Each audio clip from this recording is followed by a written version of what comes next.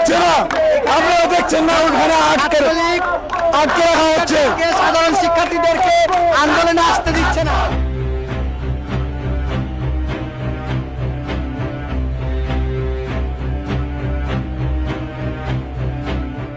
ভাবে কোটা পদ্ধতি আগে ছিল, এখনো সেইভাবে কোটা পদ্ধতি থাকবে।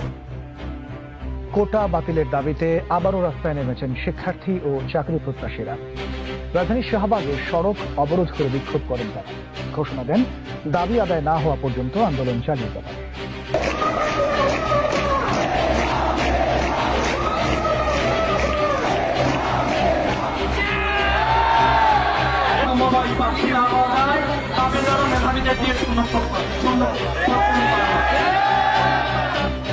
আসতে দিচ্ছে না, আপনারা দেখছেন না ওখানে আটকে রাখা হচ্ছে। সাধারণ শিক্ষার্থীদেরকে আন্দোলনে আসতে দিচ্ছে না।